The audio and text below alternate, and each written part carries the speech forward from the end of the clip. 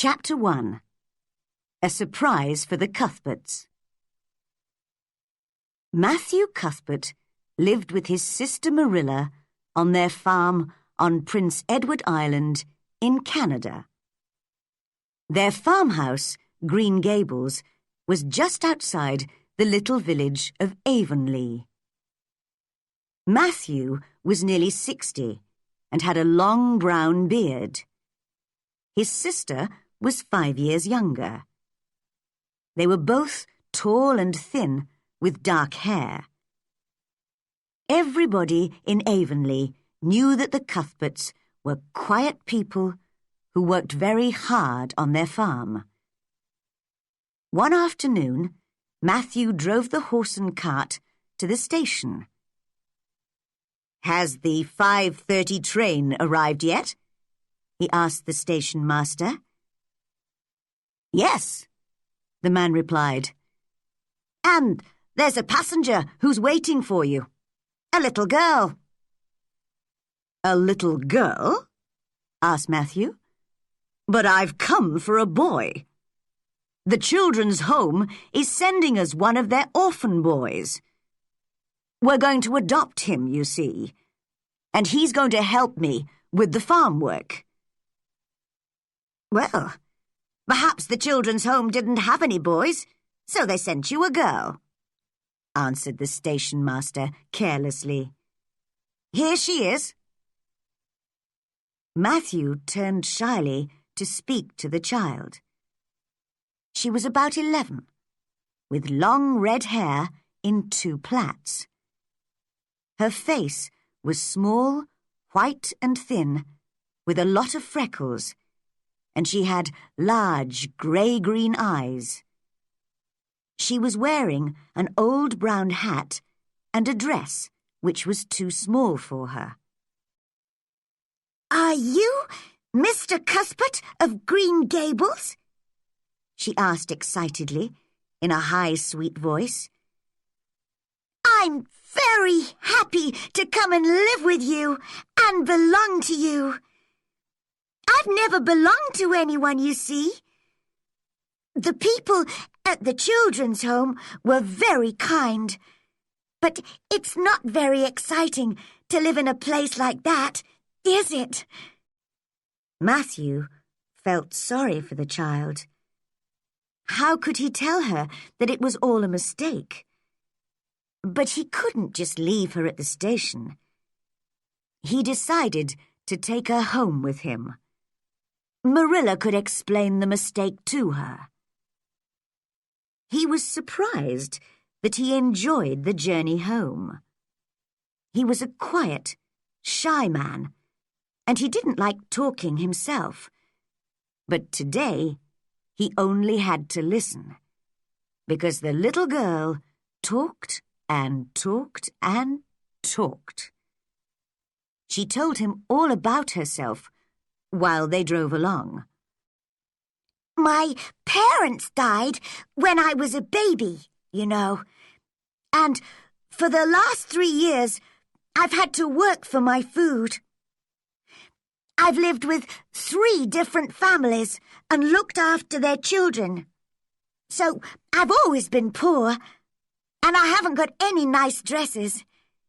But I just imagine that I'm wearing the most beautiful blue dress and a big hat with flowers on and blue shoes, and then I'm happy.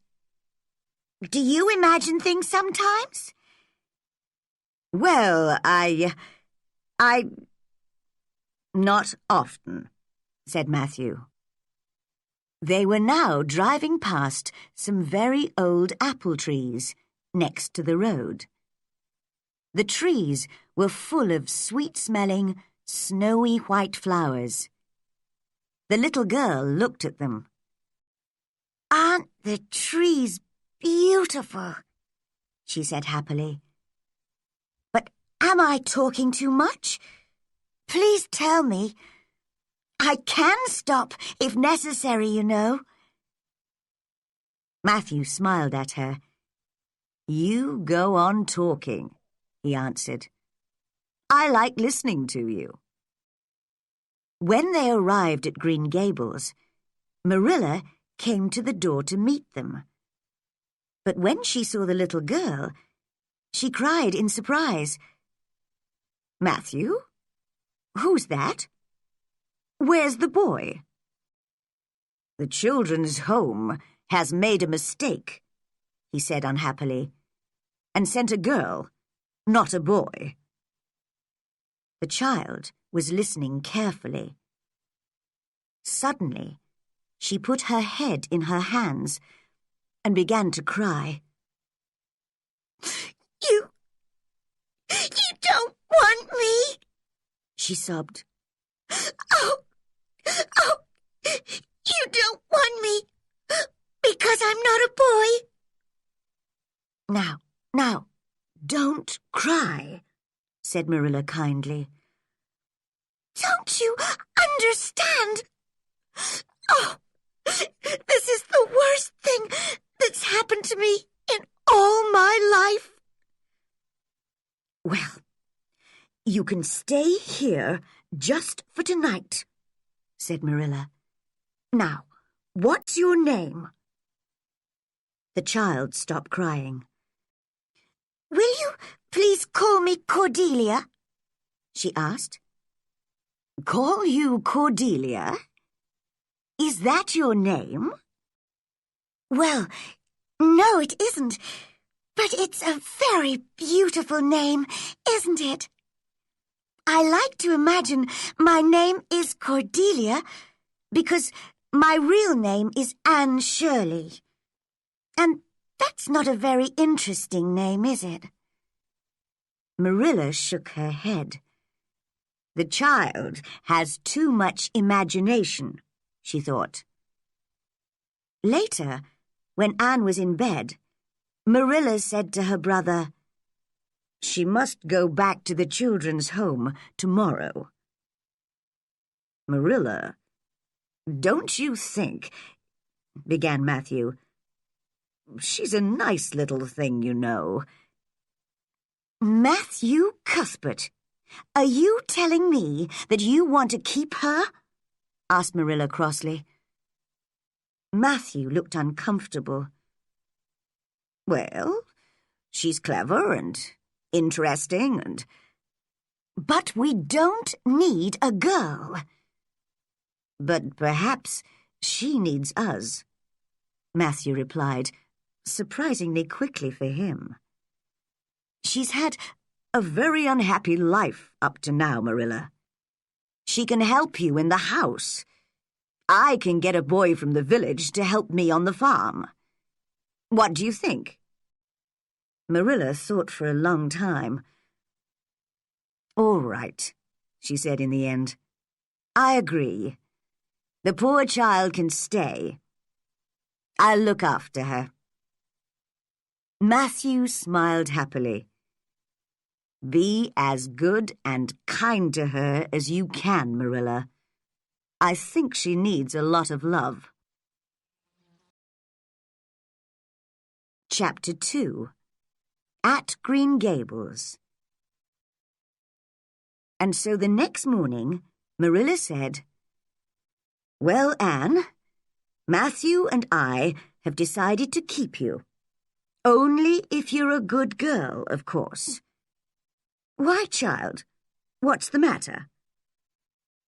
"I'm crying," sobbed Anne, "because I'm very happy. It's beautiful here. People say I'm very bad, but I'll try very hard to be good. Oh, thank you. Thank you." "Now, stop crying, child," said Marilla a little crossly, "and listen. We're going to adopt you and send you to school after the summer holidays." Anne stopped crying. "Can I call you Aunt Marilla? I've never had any family at all, so I'd really like to have an aunt. We could imagine that you're my mother's sister." "I couldn't," answered Marilla firmly. Don't you imagine things? Asked Anne, surprised. No, I don't, Marilla replied. I do my housework and look after Matthew and go to church on Sunday. There's no time for imagining things in this house. Just remember that, Anne. Anne was silent for a few minutes. Then she said, Marilla, do you think I'll find a best friend in Avonlea? Someone who really understands me and knows all my secrets. I've always wanted a friend like that. Our friends, the Barrys, have a daughter called Diana, who's 11 like you. But if you want to play with her, you'll have to be very good. Mrs. Barry is very careful about Diana's friends. Diana. What a beautiful name, said Anne excitedly. Her hair isn't red, is it? I hope it isn't. She looked sadly at her red plaits. I hate my hair. Diana has dark hair. She's a good, clever girl. Try to be like her, Anne. When the two girls met, they knew at once that they would be good friends. They often played together in the fields or by the river or in the garden. In the morning, Anne helped Marilla with the housework. Then in the afternoon, she played with Diana or talked happily to Matthew while he worked on the farm. She soon knew and loved every flower, tree, and animal at Green Gables. The Cuthberts had another friend, Mrs. Rachel Lynde. She liked to know everything that was happening in and around Avonlea. She was very interested in the Cuthberts' little orphan girl. So one day, she visited Marilla.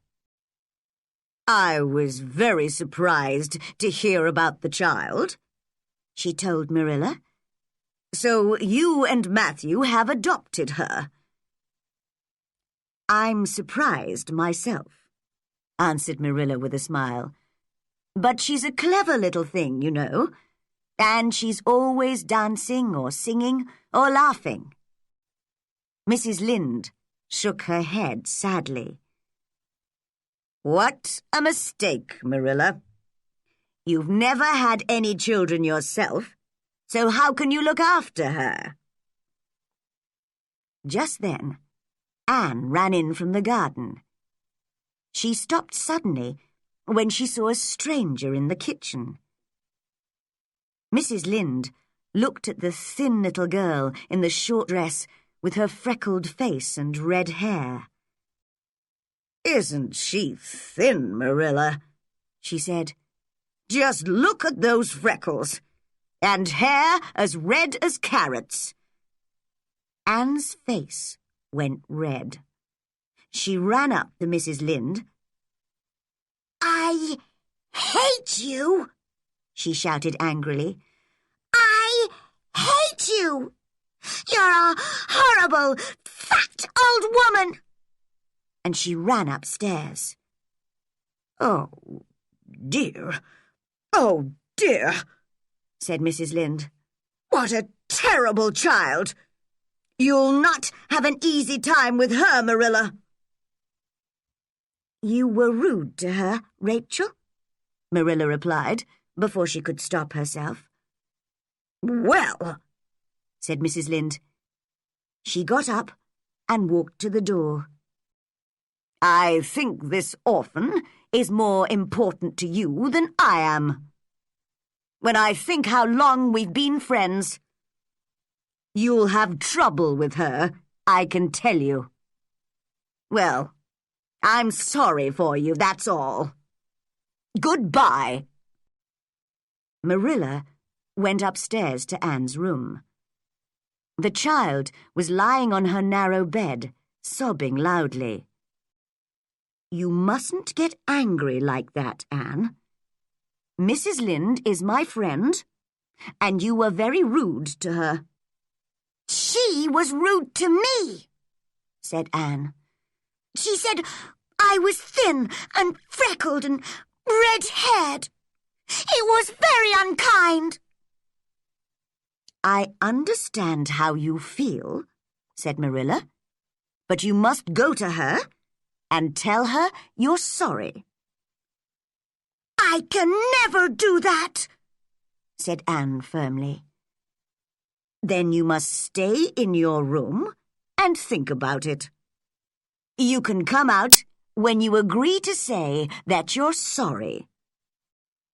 Anne stayed in her room all the next day. Downstairs, the house was very quiet without her.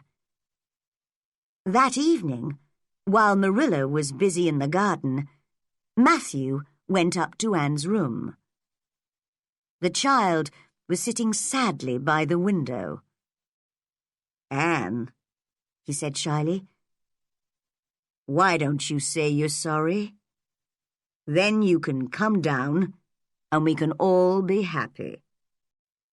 I am sorry now, said Anne. I was very angry yesterday. But do you really want me to? Yes, do, please. It's lonely downstairs without you. But don't tell Marilla I've talked to you. Marilla was pleased to hear that Anne was sorry. Later that evening, when she and Anne were in Mrs. Lynde's warm kitchen, Anne suddenly fell on her knees. Oh, Mrs. Lynde, cried the little girl, I'm very sorry. I can't tell you how sorry I am, so you must just imagine it. I am a bad girl, but please say you will forgive me. I'll be sad all my life if you don't. She's enjoying herself, thought Marilla, watching Anne's face. She doesn't look sorry at all, but happy and excited.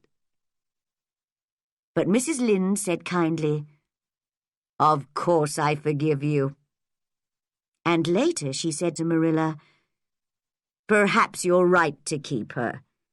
She's a strange little thing, but I think I like her.